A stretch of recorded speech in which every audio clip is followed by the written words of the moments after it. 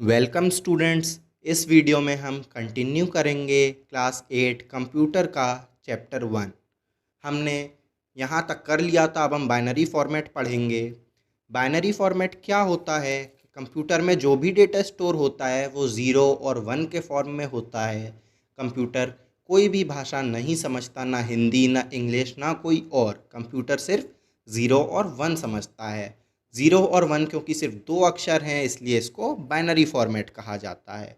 As discussed earlier, the CPU consists of many electronic gates that control the flow of electricity. At any given time, a gate can have electricity flowing or not flowing. The state of an individual gate at any moment of time can be visualized as a light bulb being either switched on or off. In a similar way, an area on a hard disk can be magnetized or non-magnetized. An area on an optical disc can be dull or shiny. In each of these situations, there are only two possibilities. This is the way the data are stored in a computer. Computer binary format क्यों use करता है?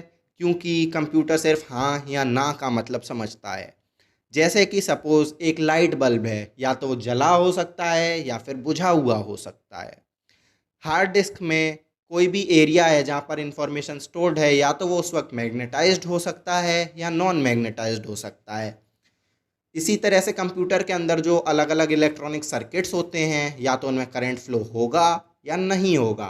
Current flow होगा उसको हम 1 से denote करते हैं, और करंट फ्लो नहीं होगा उसको हम 0 से डिनोट करते हैं। और कंप्यूटर में सब कुछ करंट फ्लो होगा या नहीं होगा से ही डिसाइड होता है। Obviously it requires that we represent information in a binary format. Everything boils down to on or off, 0 और 1. All data and instructions for the computer must be ultimately in a binary format, a format that consists of two and only two states.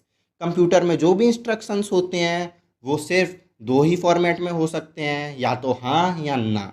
हाँ को हम 1 से represent करते हैं और ना को 0 से। Units of storage.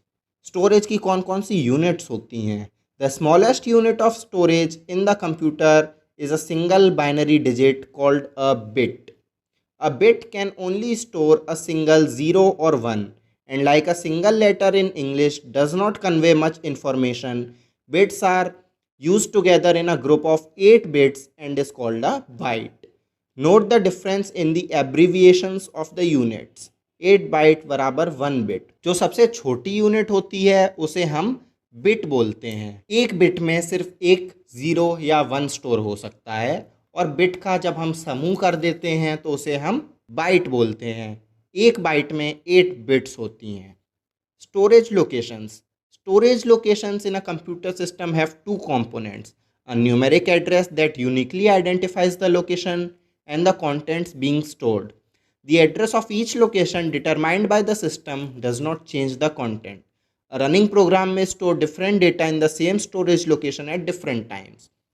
कंप्यूटर में जो भी डेटा स्टोर होता है उसके दो पार्ट होते हैं। एक पार्ट तो वो होता है जो उसके अंदर डेटा स्टोर हो रहा है, और दूसरा पार्ट क्या होता है, वो उसका एड्रेस होता है कि डेटा कहाँ पर स्टोर है। जैसे कि आप घर में रहते हैं, तो घर में आप रहते हैं तो आप तो एक तरह से डेटा हो गए जो घर के अंदर रहते हैं, और घर का एड्रेस अगर प्रोसेसर को वहाँ तक पहुँचना हुआ तो किस तरह से पहुँचेगा, वो एड्रेस से पहुँचेगा। तो इसी तरह हर लोकेशन के दो पार्ट होते हैं, एक डेटा और एक उसका address.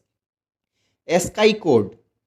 By convention, a byte can hold the binary representation of a single character, like E या कुछ भी। इसमें अलग अलग डिफरेंट टाइप्स के दिए हुए हैं। एसकाई कोड बेसिकली होता क्या है कि हमारे जो भी इंग्लिश के अल्फ़ाबेट्स होते हैं हम उनको किस तरह से स्टोर करें। सपोज़ आपको कैपिटल ए को स्टोर करना है कंप्यूटर में, अब कंप्यूटर कैपिटल ए तो समझेगा नहीं, तो आप उसको किस तरह से स्टोर कर सकते हैं। तो इसलिए हम लोगों ने एक नंबर फिक्स किया हुआ है हर एक अल्फ़ाबेट या हर एक सिंबल के लिए।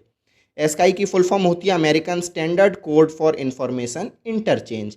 अब जैसे कैपिटल ए का कोड होता है 65, तो अगर हमें कैपिटल ए को स्टोर करना होगा तो कंप्यूटर उसमें 65 स्टोर करेगा। और 65 भी 6 और 5 के रूप में नहीं, पहले ए 65 में कन्वर्ट होगा, फिर 65 कन्वर्ट होगा बाइनरी में 0 और 1 के फॉर्म में, वो जाकर कंप्यूटर में स्टोर होगा। इसके बाद हम आते हैं इनपुट एंड आउटपुट डिवाइसेस पे। इनपुट एंड आउटपुट डिवाइसेस बहुत ही सिंपल पैराग्राफ है, इसमें कुछ भी नहीं है। इनपुट डिवाइसेस क्या होती हैं? जिन डिवाइसेस से हम डेटा कंप्यूटर के अंदर भेजते हैं यानी कि इनपुट करते हैं, और आउटपुट डिवाइसेस जिनसे कंप्यूटर हमें आउटपुट देता है यानी कि डेटा को हमें वापस देता है। इनपुट डिवाइसेस कौन कौन सी होती हैं? आपका कीबोर्ड हुआ, माउस हुआ, ऐसे बहुत कुछ। और आउटपुट डिवाइसेस मॉनिटर हुआ, प्रिंटर हुआ। आपने ये सारी डिवाइसेस यूज़ की हुई हैं और आप इन्हें अच्छी तरह से जानते हैं, इसलिए हम अब अगले कंपोनेंट पर चलते हैं जो कि है हमारा सॉफ्टवेयर। अब नेक्स्ट हम आते हैं सॉफ्टवेयर पे। सॉफ्टवेयर क्या होता है? सॉफ्टवेयर होता है कोई भी प्रोग्राम जो आपके कंप्यूटर के अंदर चल रहा है, जैसे कि पेंट हुआ, पावर डायरेक्टर हुआ, पावर पॉइंट हुआ, माइक्रोसॉफ्ट वर्ड हुआ। सॉफ्टवेयर होता क्या है? सॉफ्टवेयर एक सेट ऑफ इंस्ट्रक्शंस होते हैं, एक प्रोग्राम होता है जो कि कुछ भी काम करे। एक सॉफ्टवेयर किसी काम के लिए बनाया जाता है। अब सॉफ्टवेयर को हम दो भाग में डिवाइड करते हैं, पहला सिस्टम सॉफ्टवेयर और दूसरा एप्लीकेशन सॉफ्टवेयर। एप्लीकेशन सॉफ्टवेयर क्या होते हैं? एप्लीकेशन सॉफ्टवेयर वो सॉफ्टवेयर्स होते हैं जिनसे कुछ एक्स्ट्रा प्रोग्राम करता हो यूज़र अपने रिक्वायरमेंट के अनुसार, जैसे कि गेम सॉफ्टवेयर, ड्राइंग सॉफ्टवेयर जैसे कि पेंट हो गया, राइटिंग सॉफ्टवेयर जैसे कि माइक्रोसॉफ्ट वर्ड हो गया, या फिर वीडियो एडिटिंग सॉफ्टवेयर जैसे कि पावर डायरेक्टर हो गया। दूसरे आते हैं सिस्टम सॉफ्टवेयर।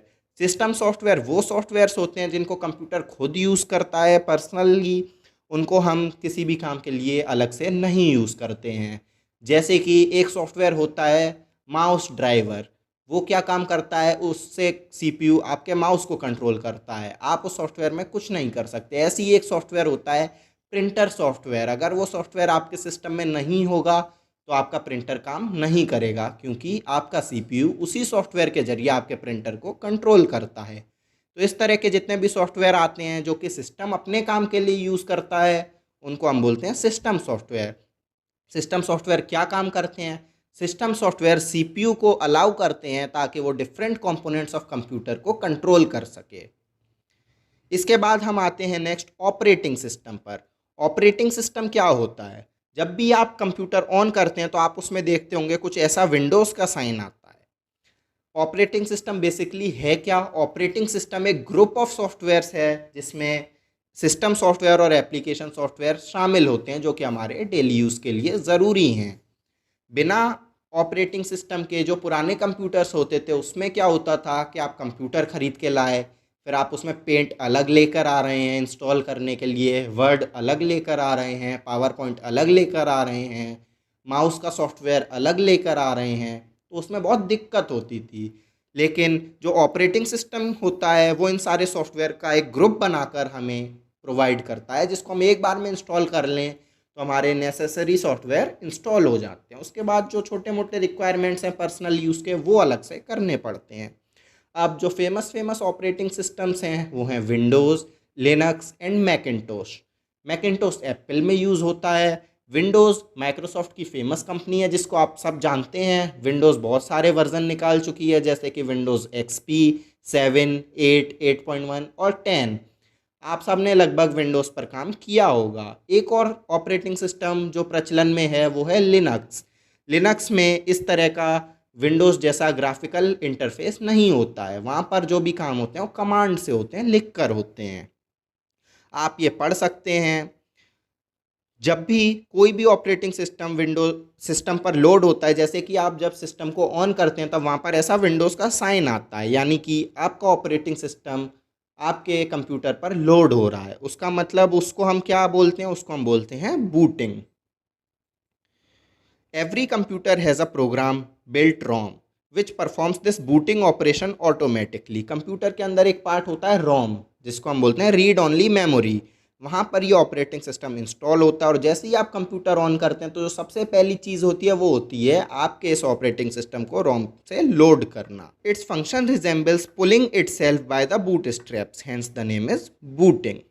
इस वीडियो में इतना ही, आगे हम कंटिन्यू करेंगे नेक्स्ट वीडियो में। Thank you.